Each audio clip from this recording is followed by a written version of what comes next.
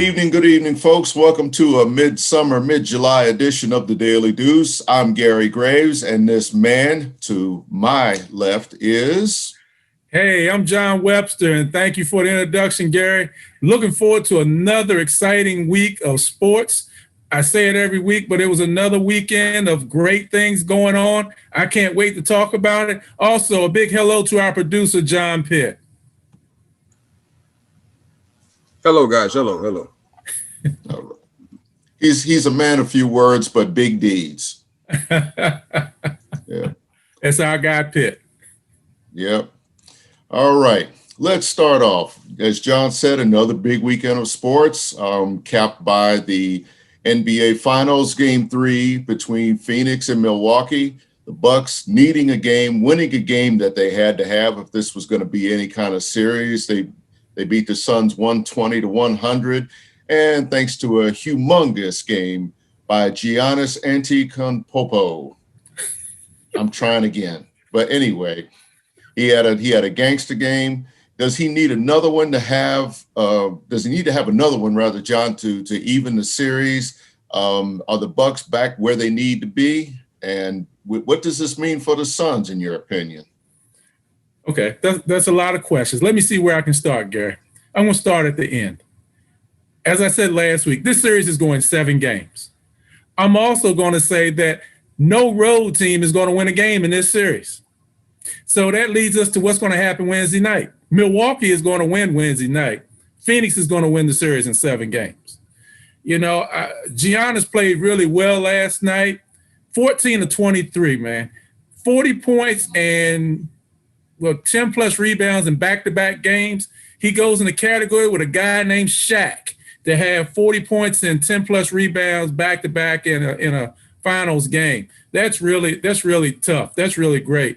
Also, the thing I liked about Giannis, he went down low and he dominated down low, Gary. He was a 7-foot, 250-pound guy who nobody could stop. He wasn't spending a lot of time on the perimeter shooting threes and all that kind of stuff. You already know how I feel about that. If you're an aircraft carrier, you need to be down in the paint. I'm old school. That's probably why I'll never coach again, Gary, because that's where I see they need to be. So I think he did a great job. I think Drew Holiday played really well. Middleton was really stepping up. Those two had a rough time on the road in Phoenix. Phoenix, Booker had a rough game, 10 points. Now, what I'm hearing and people are saying, third games are really rough for the Suns. They've had difficulty in series in third games. Everybody thinks they're going to bounce back. I think they'll bounce back, but I still say Milwaukee's going to win. Milwaukee is a tough team at home. They've been down before. They're down to the Nets 2-0. They were down to Atlanta and came back in that series. They've been down in every series, I think, if I'm not mistaken. So, Wednesday night's going to be another good game. I think Phoenix will play much better. I think DeAndre Ayton will stay out of foul trouble because that was a key point last night. He had 3 fouls at halftime. That was and the third foul came in the last 10 seconds of the first half. That was really rough. As I said, Booker didn't have a great game last night. Chris Paul was not the Chris Paul that we've seen throughout the playoffs. You got some scoring off your bench with Cam Johnson a little bit. Cam Payne is become, in my opinion, a very ordinary player, especially on the road. They say it's easier to play at home than it is on the road. And that's why I think this series is going to be one that will be dominated by the home team, with the home team having 4 games at home and them being the victors, which will be the Phoenix Suns. John, you make great points all over the place, especially with the Bucks. I mean, you look at 4 guys that scored in double figures. Their bigs got the points that they needed. That was, again, the Bucks needed this to reclaim their old self, to find their groove again. Mm-hmm. The challenge for the Suns is finding that groove themselves. I agree with you. I do think it's going to go 7 games. At first, I thought Phoenix could get it in 6, but they were thoroughly beaten last night. And that second quarter really just showed how out of sorts they were, thanks to the Bucks really finding their groove, hitting that high gear and not letting up. I mean, once it became 10 points and you still thought, oh, Phoenix is maybe a couple of threes from being back in it. And I think there was one point where they had gotten within 4 after the Bucks finally got a lead. But then they took off from there. They didn't look back. And the challenge for the Suns is really trying to regroup. They'll probably lose game 4, but the thing for them is to make it closer, to play closer to their game. If they really want to try to win game 5 going back home, and then just keep that momentum going. It's not so much a matter for them. I mean, of course, they would love to win the games, but the games in Milwaukee that favor the Bucks, they have to keep it as close as possible and then come home and do what they do best. Because, again, Devin Booker, he won't go 3 for 14 again. I mean, the thing about shooters like that, I mean, that's generally how it works. That shooters, they'll have maybe a couple of games, but in the playoffs, they'll have one good game and then one bad game and then bounce back from that with another great game. And Suns coach Monty Williams, I mean, he has shown a knack for adjusting with matchups and who gets the ball in certain situations. Yes. And I think they'll figure out a way to keep Giannis from really being a humongous factor again. I don't think he's going to get, like 40 and 13 again. But again, you have to minimize the damage that he can do. Do not let him beat you. And one other point I want to share with you, Gary, Phoenix is really struggling down low because all they have right now is DeAndre Ayton, and they don't have a rim protector come off the bench. The kid Craig is hurt. The other kid, Sarsi tore his Achilles in the first game. So the bigs that they have coming off the bench are really limited. Last night they went with Frank Kaminsky, who was a dynamite college player at Wisconsin and a very fizzled player in the NBA. They were outscored by 14 points when Kaminsky was on the court last night. Yeah. I mean, again, I do think that it's the Bucks game to win on Wednesday night. The Suns just have to make it close and, just, again, get back to closer to what they were doing the first 2 games to keep from like having that momentum taken from them by Milwaukee, because last night proved just how quickly that can shift for them. Sure. All right, John, as you might notice by my attire, Washington Nationals and an ode to the Baltimore Orioles, my other team, I'm DMV all the way through, right? Okay. This week for me generally is a great week. Any other time, baseball is the only game in town, because of COVID. We've had Wimbledon pushed, kind of into this week. We've had, we're still talking about the NBA Finals in mid-July when usually we're talking about the draft. And that leads into the All-Star game, which is the Midsummer Classic. And everybody looks forward to it, one, because it's the only game in town. But in Denver, where it moved from Atlanta because of the whole kerfuffle over the voting rights bill that's still being debated, baseball did that, in a political move. Now you've got it shifted to Denver. And the issues that you have now is it's the only game in town in some respects, but does anybody really care? The players don't seem to care. I mean, this game might be more notable for who's not there, including 4 Houston Astros at last count, than who is there. The saving grace comes up in less than a couple of hours with the home run derby. But what does it say about the All-Star game? Is it relevant? Does it matter? Is it just this year? Is it an outlier? Well, a couple things. First, and you know me many years, Gary, I don't deal a lot with politics and try to stay away from controversy. But the All-Star game was slated to be in Atlanta. They moved it to Denver. And I know I'm a homer for saying this, but it's true. It easily could have been moved to Baltimore, to Camden Yards, which is still one of the most beautiful stadiums in Major League Baseball. It's up for a turn to have an All-Star game. There has not been one there, I think, in like 15 or 20 years. And they passed over that. and went to Denver. And Denver, if I'm not mistaken, again, this is where I defer to you, Gary, because I don't know a lot, about the politics and stuff, but I think Denver has some of the same conservative views that Atlanta may have on some subjects. So, and you passed up going to another urban area city like Cleveland. You passed up another urban area city such as Detroit and Baltimore to go to Colorado and Denver. I think Denver's a wonderful stadium. I'm looking forward tonight after we get off the air to watch the home run derby. Oh my goodness. Can you imagine how the balls are going to fly out of that place? It's going to be unbelievable. But no humidity. Yeah, but with that being said, I mean, to get to the baseball side of it, you have players who aren't in it anymore. I know one of the things you said, it doesn't mean as much. I mean, one of the things that they still have, the winner of the game, if the American League wins, they get to host the World Series. They're the home team for the World Series, 4 games out of the 7. Same if the National League wins. That's the part that still is important. In my mind, I still say, and I've been saying this since I was a little kid, the team that should have the home field advantage in the World Series is the team that has the best record, not the team that won the All-Star game. But then again, I'm talking about something I've been complaining about for 50-some years. So if it hadn't changed by now, it's never going to change. So I think, you got that going on. I mean, it's going to be, I think, an exciting game with the American League and National League. I'm looking to see Ohtani. They're saying he's going to pitch and play the field, and he's going to hit. It hasn't had anything like that since a guy named Babe Ruth. Does that name ring a bell? So I'm looking forward to it. And then the other thing I'm looking forward to, and this is the Baltimore Oriole in me coming out, the starting center fielder for the American League is Cedric, the Entertainer Mullins. My goodness.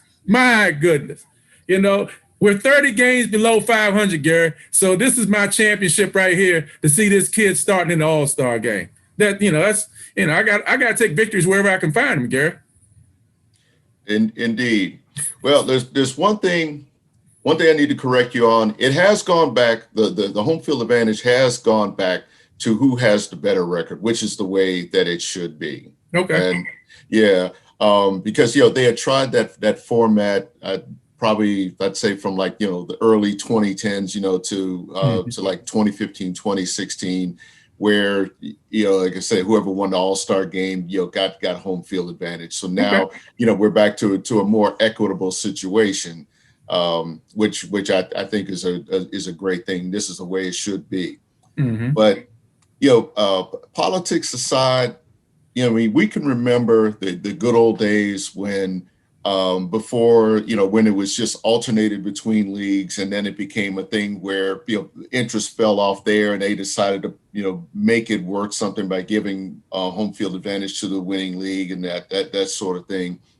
But even that has gone away, and it doesn't seem to be, in my opinion, too much incentive for them, because again, bragging rights between the leagues used to be a huge thing. It's not that big a deal anymore. And I think that's part of what you're seeing now, because the grind of a season, leading into the break, players want to rest their bodies, because after this, they'll go back to work Thursday, Friday, and then they've got like another 2.5 months to do this. And, I guess, like I said, in the long term, I can understand it, but it's something. The All-Star game, I still think it matters, but now you have to figure out a way to juice it back up and make it worth it, give the players incentive to come there, represent their teams, represent their leagues, and in a sense, represent themselves. Because again, we're in a mercenary world.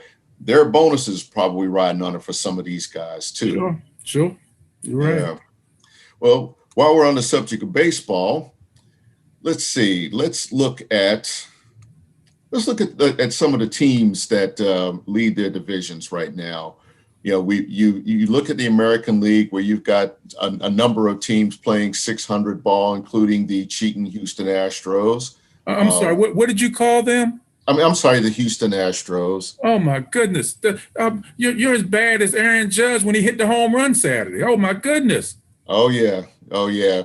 But then again, they got him back yesterday because of the well. I don't. Did you watch the end of that game yesterday? Did you see how Houston came back and won that game in the bottom of the ninth? They Six scored runs six in the runs in the ninth bottom of the inning. ninth. 6 runs in Yeah, the ninth. And then they ripped off Altuve's shirt. yeah, yeah, No yeah. buzzer to be found. Yeah. Now that part was notable, but that was kind of a to the Yankees for what they did. But again, it's you look at Major League Baseball and you look at the AL with all of these teams playing 600 ball, and they look like the dominant league, as opposed to the National League, where you have just two, including the San Francisco Giants and the defending world champion Los Angeles Dodgers.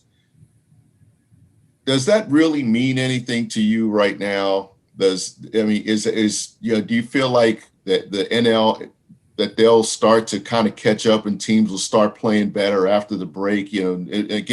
It's called a break for a reason, because some of these teams just they just need time away from the field and kind of regroup, including our Washington Nationals, or make that my Washington Nationals. Well, the National League, as you mentioned, has two teams over 600: the Dodgers and the San Francisco Giants. And Gary, my friend, I may be different from you. Even though the National League only has two teams, those two teams are the best two teams in baseball, in my opinion. So even though you have more teams of 600 in the American League, I don't think anybody in the American League can beat Los Angeles or the Giants. For that matter, if San Diego decides they want to keep their heads on straight, I don't think anybody can beat San Diego, Tatis and Machado and that group. The sad thing is going to be in the National League, the Giants are probably going to win the National League West, and the wild card game is going to be between the Giants and the Padres. And somebody's going home very early off one game.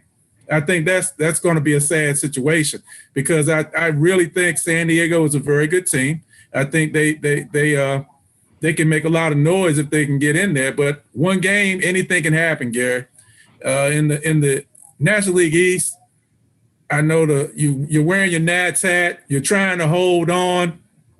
My son Dante wants to hold on with them. I'm saying you need to go ahead and sell. You need to go ahead and let some players go, because I don't see the Nats coming back.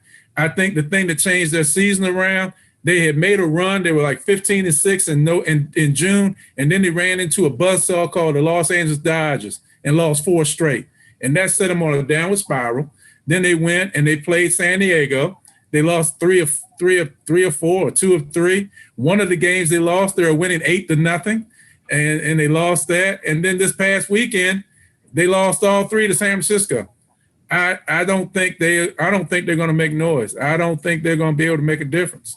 When you go over to the American League, you got, Tampa Bay doing stuff over there. I think if I'm not mistaken, Tampa Bay's still in first place in the American League East, right, Gary? Well, no, it's the Red Sox now by like 3 games. Red Sox in first place. Alex Cora's got them back doing well. The Yankees are trying to make a move, but I don't know if they'll have enough. The Chicago White Sox, I saw too much of them this weekend because they played my Orioles and they swept them. And they're controlling their division, but Cleveland's tough, so that's and Terry Francona's a very good manager. And out west, I always got a special place in my heart for the Oakland A's. And I know they're not in first place. Yeah. Houston's in first place right now, but I always like Oakland because Bob Melvin. And you know where Bob Melvin came from, Gary? Oh yeah, he played with the Orioles. I mean, he was in the Orioles organization. Wait a minute, but he's from the Eastern Shore, right? And that too. My goodness. Yeah. He's batting 1,000, Gary. He's batting 1,000. And great manager, and he always finds a way to win. And better than I do, that budget in Oakland is a shoestring budget. As soon as they get good, the players get good, they ship them off, and they go back and find some other players in the minor leagues. So I don't think in the American League they have as much good teams as they do in the National League, and I still say the Dodgers and the Giants, they're the 2 best teams in baseball. Yeah. Well, my final note on that in terms of the Nationals, yeah, you're right. They ran into a buzzsaw of a schedule with playing the NL West leaders. But the one thing too you have to keep in mind is at the time they faced the Dodgers, they also lost Kyle Schwarber to an injury to the 10-day injured list. Yep. And when that offense went away, they struggled to find it. That's been their biggest thing. Now, of course, in some of these games that they've dropped, it's been a matter of pitching. In that division, they're 5 games under 500, but they're only 6 games out of first place. Mm-hmm. So it is doable. They've got a lot of work to do. They've got to be consistent. They've got to reclaim that form for when they got hot. But I don't think that they should sell just yet. I think that if they're close enough at the trade deadline, they might deal a player or something for somebody that can help them down the stretch, because the New York Mets can be caught. Yeah. That division is definitely up for grabs. I mean, the Mets are not consistent, but I still don't see your Nats being able to come that far back and catch them, but we'll see. Yeah, well, all I remember is the Boston Red Sox blowing a 14-game lead in 1978 to the Yankees. So anything is possible. Well, that's true, Gary, but I have one question before we move on to the next subject in response to what you're saying. And help me understand this, Gary. Is Reggie Jackson or Ron Guidry or Roy White or Willie Nobody's Randolph walking through that door. Yeah, are any of them walking through that door? Or any of them? Just one of them, Gary. No. Heck, Howie Kendrick ain't even walking through that door for the Nationals right now. So, yeah, good point. Well, since we're still on baseball, let's just bounce a couple of questions around. I took a little shot at the Astros earlier, but should we still hate the Astros 2 years after the cheating scandal? I mean, there are still some players, there are still some teams that haven't let them forget it. And for that matter, there are still some fans that haven't let them forget it. I forgot which Dodger pitcher it was who last year, his face became a meme, with the, mocking him and everything. But they're leading their division, but should we be mad at them about that? Well, I can't sit here and say I'm mad at them. It's amazing with baseball. You label someone a cheater, and I look in the Hall of Fame and I see Gaylord Perry there, who threw nothing but spitballs 85% of the time. But allegedly. Okay, that's allegedly. But did you find a buzzer on Altuve? That's still allegedly. Okay, I'm gonna say no, not this time. Not this time. Again, look, much like the iPhone, technology evolves. There are other ways, I'm sure, and I'm not talking about just the Astros, but teams always find a way to gain an advantage, whether it's, it could be somebody sitting out there, flashing a light or something like that, to kind of let them know what might be coming. I mean, again, that's a bit extreme, but after what the Astros got pinched for, that anything is possible. Nobody noticed a banging trash can, John, in the tunnel going there. Nobody noticed that, that was kind of different. Gary, you played baseball just like I have. Yeah, I was a catcher. Okay. Not a good one, but I was a catcher. So, and I had to cover my signs up. And you've been on second base. Has there been a time where you may have peeped at the signs and shared that with a teammate? Yeah, on occasion. Oh, yeah. No, I'm just saying it goes on again, and I'm not going to pile on the Astros at this point, but the lengths that they went to for several years, and I'm speaking more for the Dodger fans out there, because the Dodger fans still feel like they got jobbed when they lost to them, because of that. When that information came out, they're still ticked about that. I can understand why. I mean, and for that matter, they could be ticked at the Red Sox too, because it went on there.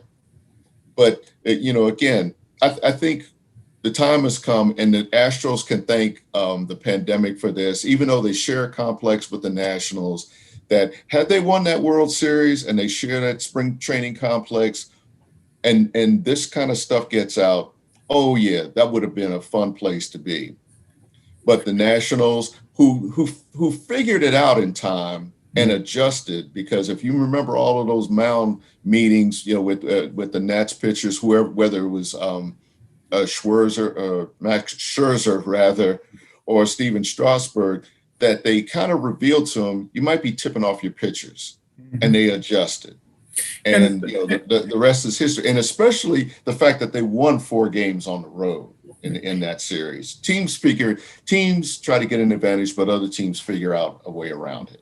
And I'm happy for the Astros right now because I'm a Dusty Baker fan. I love the guy, and he's a great manager, and he's been able to come there. And for the naysayers that said the only reason they won was because of sign stealing or whatever, and whether you think it's unfortunate or you think it's right, he still came in and he's turned it around, and they're doing it without all the controversy. And I think that's great as well.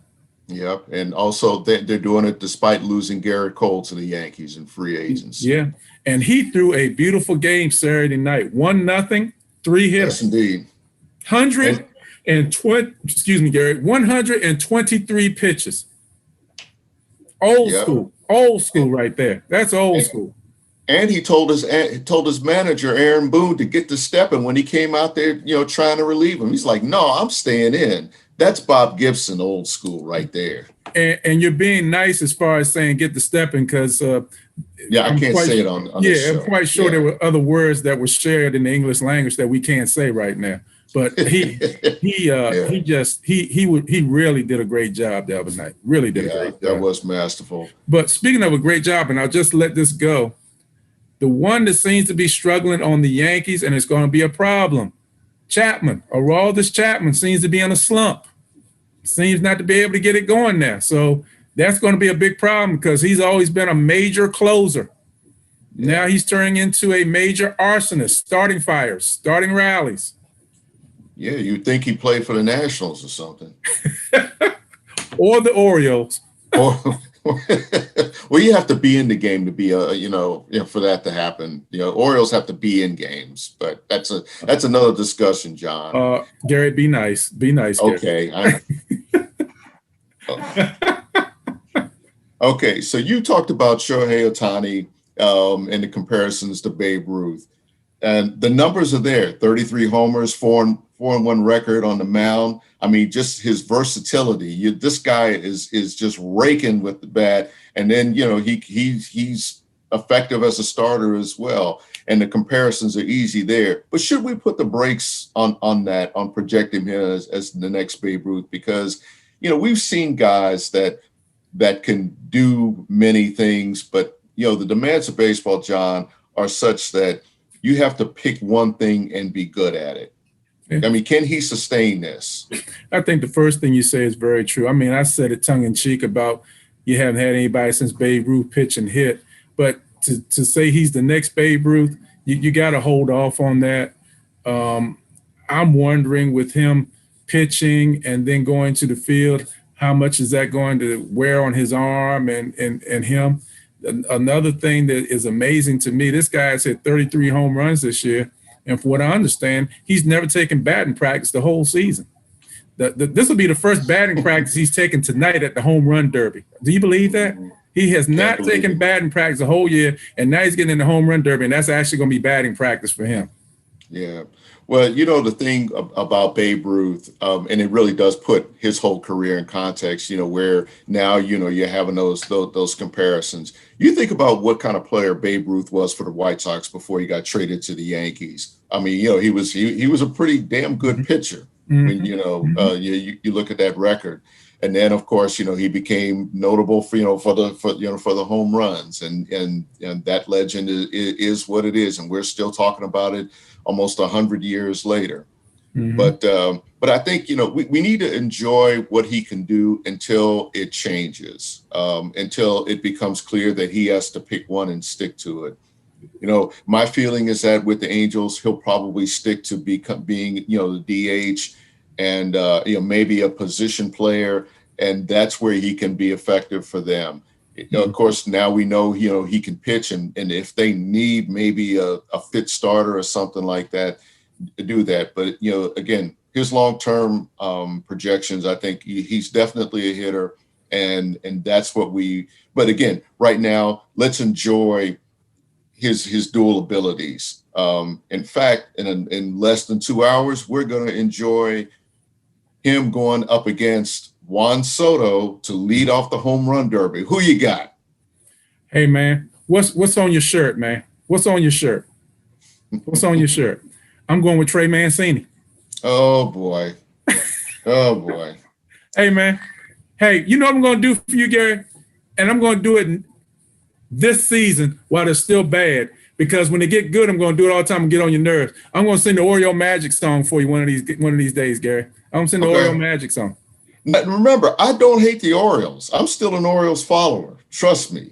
I covered many games and I've watched many series there. So hey, I still got love for the Orioles, but But I'm gonna do an Orioles Magic song, and I'm gonna follow it up with the Notre Dame fight song. Oh, help us. God help us. Anyway. Okay, a couple of quick points in closing. Euro soccer final. How bad should England feel after blowing 3 shootout attempts against Italy? Hey, I tell you, man, I enjoyed that game. I mean, England scored within the first 2 minutes of the game, and then you could see, I'm not a soccer aficionado, but I could see, and I talked to John Pitt yesterday while he was watching it at one of his favorite establishments, shall we say. And 7-Eleven. Yeah, pretty much, yeah, the 7-Eleven. And you could see how England went into a defense mode trying not to lose. They weren't even really trying to score. They were just trying to make sure they could hold on. And I think they had the better personnel, but they didn't try to pursue that. And Italy, they had the ball 65% of the time with what I saw on the stats. Eventually, if any team has the ball 65% of the time, something's going to happen and you're going to score. Now, as far as the makeup of the guys, the kids that were on the penalty kicks, the last one that was rough. The kid's 19 years old, hadn't really played the whole game, and he has the last penalty kick. If he makes it, it's a tie, and we keep on going. If you miss it, it's over. Unfortunately, he missed it, and now you got some very bad comments being made in England about some of the players, which is not good. And it's just really, but hats off to Italy, man. Hats off to them. They played a heck of a game. They hung in there 1-1. Matter of fact, and Pitt can verify this for you. I told them, Pitt said Italy was going to win in regulation. I said, no, it's going to go to kicks. They're not going to win in extra time. It's going to go to penalty kicks. And Pitt can verify this, that I said that, and that's what it came down to. And then I have to say, I enjoyed it. I thoroughly enjoyed the game. It was great. And hey, man, football, as they call it across the water, soccer, it's an enjoyable game, man. I love it. All right. Lastly, USA basketball lost to Nigeria in their exhibition opener for the Olympics. Should we be worried or not? One of the things I'll say is that a lot of these countries have caught up with the United States as far as basketball is concerned. If you're expecting to see Michael Jordan and Magic Johnson and Larry Bird and the Dream Team come out and beat everybody by 50 and 60 points with Charles Barkley, that's not going to happen anymore. These teams have come a long way and have gotten much better. The Nigerian team yesterday, the last 3 times they played, well, 2 times, they lost by 60 or 50 some, then they lost by 30, and then this time they beat them by 3 or 4.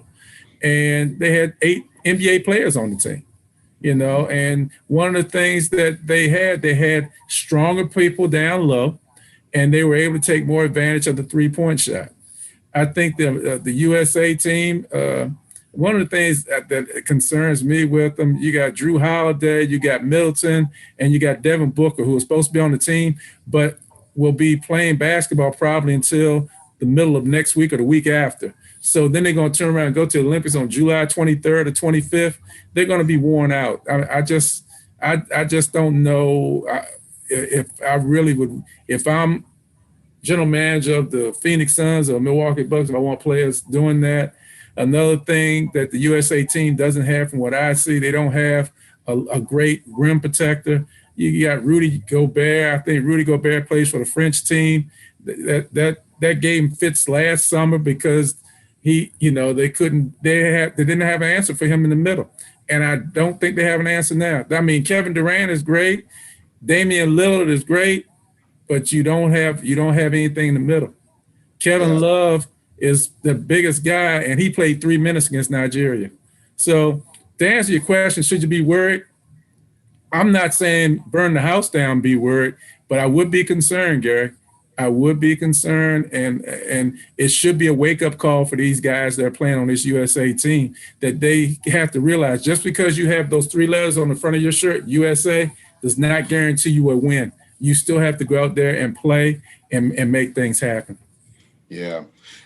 I agree with you, John. I don't think it's reason for panic, but I think what you're going to see probably is the most balanced Olympic tournament that you've seen in a long, long time because of that. I mean, what you mentioned about all the foreign players that are in the NBA that are playing for their home nations, that it's going to really level the playing field. And what you might see is something maybe like, NBA light over there.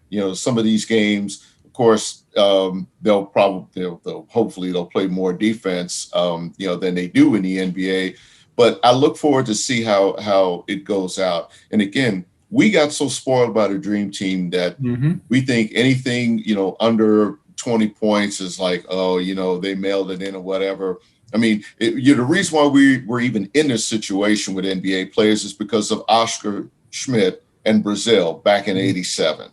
That was a sea change game, a seismic shift, and it's given us what we have. I don't think college players can go out there ever again when you've got all these nations that have been practicing. I mean, and that's what was exposed. But what we have now is something that I think you're going to see these guys have to go out there and earn that gold medal. Yeah, it's going to be interesting, as you said before. That they're going to have to go out there and earn it. They're going to have to play hard. Look at Nigeria. Their coach is Mike Brown. That's an NBA coach. He coached Cleveland. He coached the Lakers, and now he's an assistant coach with Golden State. That's nothing to sneeze at. And you got the kid playing for Australia. I can't think of his name now, Gary. He was one of the important players coming off the bench for the Sixers this year. Now he's playing for Australia. Not talking about Ben Simmons. There's another player. So all these kids, are playing for these foreign teams. I mean, I remember the 76 games, and I'm really aging myself now, Gary, and that U.S. team won, and they had a guy named Butch Lee. You remember Butch Lee? And he played for Marquette. And Butch Lee played for, what team did he play for? I want to say the Puerto Rican team or one team, whatever. Something like that, yeah. Yeah, and my whole point is it was so unheard of that a player who played in the United States would be playing on a foreign team. Now it's like a dime a dozen. You can see it all over the place. And that's, like you say, it's going to be a very even playing field this year for the Olympics. And I'm hopeful that the United States can bring home the gold. But again, it's not going to be an easy cakewalk. Yeah, but we're definitely going to revisit this probably in another week or so as we get closer to the Olympics. But for now, we're going to have to wrap it up at this point. John, I thank you for your time and insight. John Pitt, I thank you for your patience with us as we've bloviated long and hard about some of these things. We will see you next time on the Daily Deuce. I'm Gary Graves. Hey, I'm John Webster. And again, thanks for joining us this week. Have another great week. Enjoy sports again, and we'll be back to see you next week. And John Pitt, take care, and congratulations to you, my friend. I know you're happy about the Euro Cup in Italy. Take care, everybody. Have a great week. All right. Peace, everybody.